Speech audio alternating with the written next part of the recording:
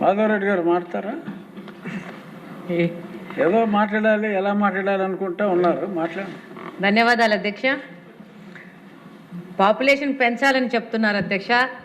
నా వరకు నా సొంత అభిప్రాయం అయితే అంతకంటే ముందు ఆదాయ మార్గాలు పెంచాల్సిన అవసరం ఉంది.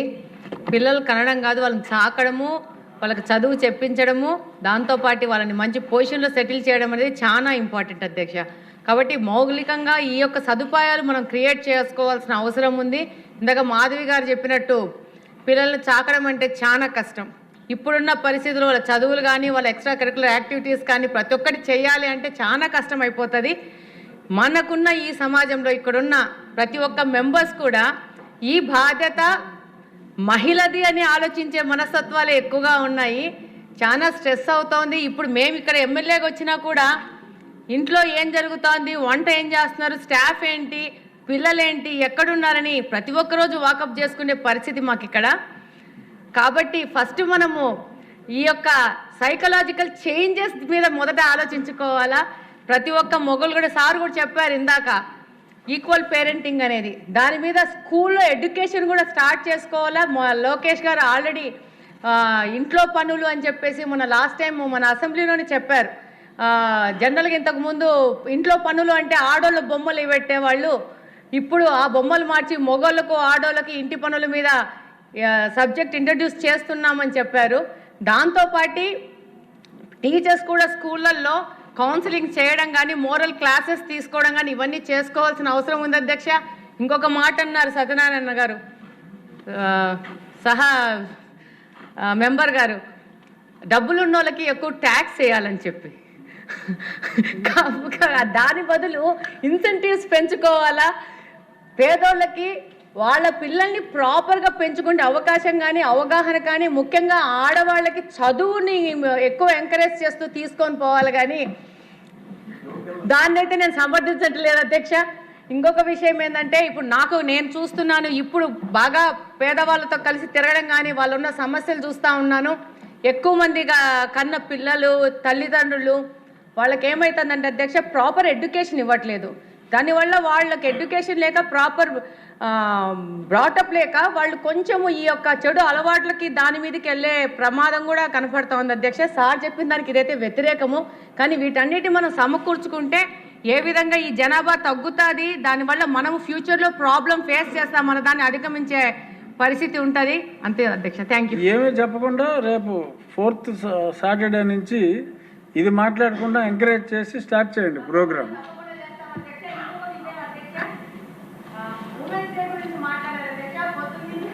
మహిళలంతా ఒక ఇష్యూ మీద మాట్లాడుతున్నాం అధ్యక్ష.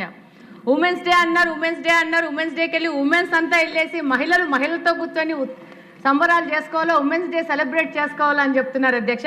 కానీ మేము మా ఉమెన్స్ రూమ్లో మాట్లాడుతూ ఉన్నాము, ఉమెన్స్ డే అనేది మగోళ్ళు మహిళా దినోత్సవం సెలబ్రేట్ చేయాలని మా వైపు నుంచి విన్నది అధ్యక్ష. మా బర్త్డే జరిగితే మేమే కేక్ తెచ్చుకొని కోసుకోం కదా అధ్యక్ష, మాకు మీరు సెలబ్రేట్ చేయాలా ఉమెన్స్ డే అనేది అని చెప్పి సందర్భంగా తెలియజేసుకుంటున్నాను అధ్యక్ష. థ్యాంక్ యూ అధ్యక్ష. అందరూ 2004వ సంవత్సరంలో కాలేజీ విద్యను అభ్యసించే బీసీ విద్యార్థుల కోసం, బాలికల కోసం ప్రభుత్వ బాలికల వసతి గృహాన్ని ఏర్పాటు చేశారు అధ్యక్ష. ఈ భవనానికి 20 సంవత్సరాలుగా స్వంత భవనాలు లేవు అధ్యక్ష. అద్దె భవనాల్లో ఈ యొక్క హాస్టల్ నడుపుతున్నారు అధ్యక్ష. దాదాపు 130 మంది బాలికలు intermediate, degree, nursing, post graduate చదువుల కోసము సుదూర ప్రాంతాల నుంచి వచ్చి ఇక్కడ ఆశ్రయం పొందుతున్నారు అధ్యక్ష.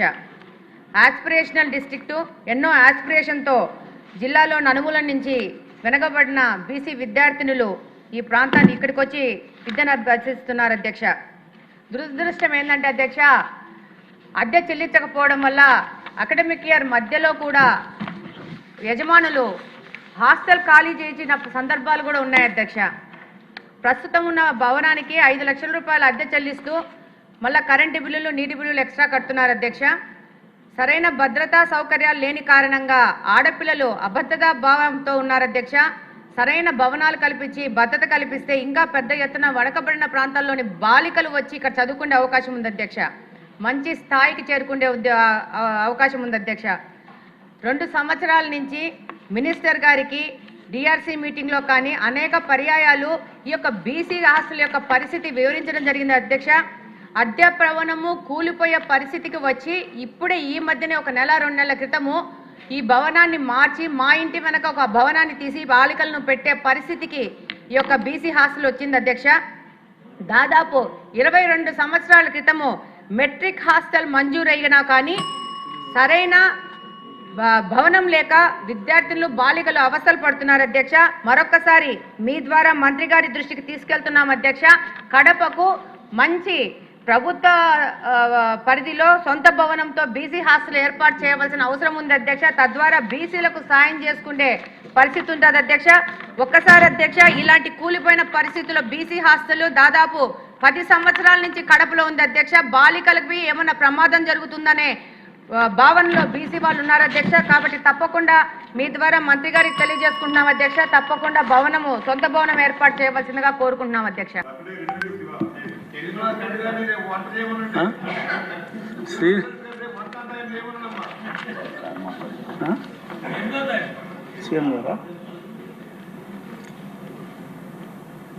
గౌరవ ముఖ్యమంత్రి గారు తమరు మాట్లాడు. అమ్మో వద్దు సార్, ఆయన ఆపడు సార్, వినో మాట్లాడు. అక్కడ రవికుమార్ గారు మాట్లాడతానంటారు. Very brief sir. అధ్యక్ష, ఇంకా లేవకముందే మీరు బ్రీఫ్ అంటే ఎట్లా అధ్యక్ష? అంతే అధ్యక్ష, గౌరవ ముఖ్యమంత్రి గారిని నేను మనస్ఫూర్తిగా నిజంగా ఈ సభ ద్వారా అభినందిస్తా ఉన్నా అధ్యక్ష. ఎందుకంటే భారతదేశంలో 30 రాష్ట్రాలు ఉన్నాయి, 6 కేంద్రపాలిత ప్రాంతాలు ఉన్నాయి.